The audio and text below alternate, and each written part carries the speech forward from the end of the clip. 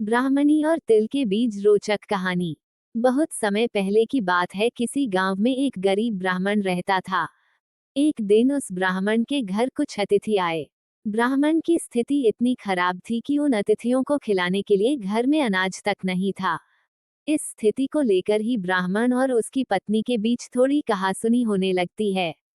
ब्राह्मणी कहती है, तुम्हें पेट भरने योग्य अनाज कमाना भी नहीं आता है। इसी का नतीजा है कि आज घर में अतिथि आ खड़े हुए हैं और हमारे पास उन्हें खिलाने के लिए कुछ भी नहीं है। इस पर ब्राह्मण अपनी पत्नी से कहता है, कल कर्क संक्रांति है। मैं कल भिक्षा लेने के लिए दूसरे गांव जाऊंगा। वहां एक ब्राह्मण ने मुझे आमंत्रित किया है। वो सूर्य देव की तृप्ति के लिए कुछ दान देना चाहता है।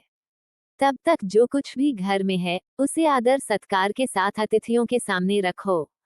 ब्राह्मण की यह बात सुनकर ब्राह्मणी कहती है, तेरी पत्नी होकर मैंने कभी सुख नहीं भोगा है। न कभी खाने को मेवा मिष्ठान मिला, न ही ढंग के वस्त्र और आभूषण। आज तू कह रहा है कि जो भी घर में पड़ा हो, वो अतिथियों के समक्ष रख दो। जब कुछ है ही नहीं, तो मैं उनके सामने क्या रख दूं? पड़े हैं, तो बस एक मुट्ठी तिल।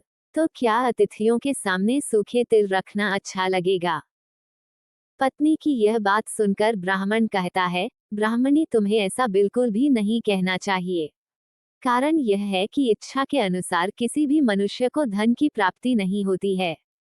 जरूरी है तो पेट भरना, और पेट भरने योग्य अनाज तो मैं ले ही आता हूँ। अधिक धन की चाहत अच्छी नहीं। ऐसी इच्छा का तुम्हें त्याग कर देना चाहिए। अधिक धन की इच्छा के चक्कर में मनुष्य के माथे पर शिखा बन जाती है। माथे पर शिखा वाली बात सुन ब्राह्मणी बड़े ही आश्चर्य से ब्राह्मण से पूछती हैं, अधिक धन की इच्छा में माथे पर शिखा हो जाती है? मैं कुछ समझी नहीं, जो भी कहना है खुलकर कहिए। ब्राह्मणी के इस सवाल का जवाब देने के लिए ब्राह्मण अपनी पत्नी को शिकारी और गीदड़ की एक कहानी सुनाता है। ब्राह्मण कथा की शुरुआत करता है। एक दिन एक शिकारी जंगल में शिकार की खोज कर रहा था। जंगल में कुछ दूर आगे बढ़ने के बाद शिकारी को एक काले रंग का पहाड़ जैसा विशाल सुअर दिखाई देता है। सुअर को देखते ही शिकारी अपना धनुष उठा लेता है और कमान खींचते हुए सुअर पर निशाना लगा देता है। कमान से निकला हुआ तीर तीव्र गति से सुअर को घायल कर देता है। घायल होने पर सुअर चिंघाड़ता हुआ शिकारी पर पलटवार कर देता है। सुअर के तीखे दांतों से शिकारी का पेट फट जाता है। इस तरह शिकार और शिकारी दोनों का ही अंत हो जाता है। इसी बीच खाने की तलाश में भागता हुआ एक भूखा गीदड़ वहां से होकर गुजरता है, जहां शिकारी और सुअर का शव पड़ा हुआ था। बिना मेहनत इतना सारा भोजन देख गीदड़ मन ही मन बहुत खुश होता है और मन ही मन सोचता है कि आज तो ईश्वर की बड़ी कृपा हुआ, जो इतना अच्छा और अधिक भोजन एक साथ मुझे मिला है। मैं इसे धीरे धीरे और आराम से खाऊंगा, ताकि लंबे समय तक मैं इसे उपयोग में लाऊंगा। इस तरह मैं इस भोजन के साथ लंबे समय तक अपनी भूख को शांत रख पाऊंगा। इन सभी बातों पर विचार करते हुए गीदड़ सबसे पहले छोटी छोटी चीजों को खाना शुरू करता है। तभी उसे शिकारी के मृत शरीर के पास धनुष पड़ा दिखता है। गीदड़ के मन में पहले उसे ही खाने का विचार आता है और वह धनुष पर चढ़ी डोर को चबाने लगता है। गीदड़ के चबाने से धनुष पर चढ़ी डोर टूट जाती है और डोर के टूटने से धनुष का एक सिरा वेग के साथ गीदड़ के माथे को भेदता हुआ ऊपर निकल आता है। गीदड़ के माथे को भेद कर धनुष का जो सिरा गीदड़ के सिर पर निकल आता है, वह ऐसा प्रतीत होता है मानो गीदड़ के माथे पर शिखा निकल आई हो।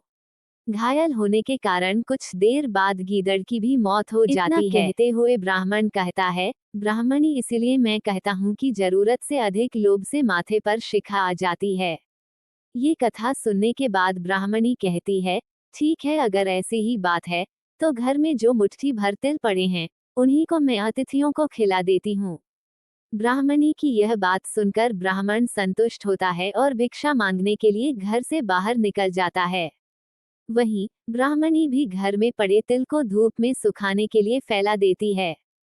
तभी कहीं से एक कुत्ता आ जाता है और उन साफ तिलों पर पेशाब कर देता है, जिससे सभी तिल खराब हो जाते हैं।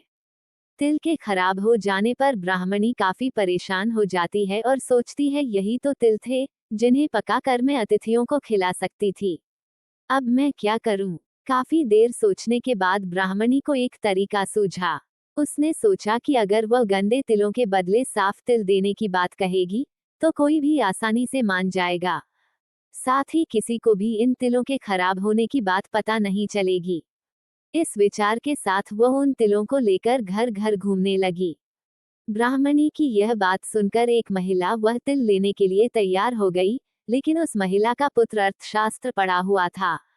उसने अपनी माँ से कहा कि इन तिलों में जरूर कोई न कोई खोट होगी, वरना कौन साफ सुथरे तिलों को गंदे तिलों के बदले देने के लिए तैयार होगा। पुत्र की यह बात सुनकर महिला ने ब्राह्मणी के तिलों को लेने से मना कर दिया।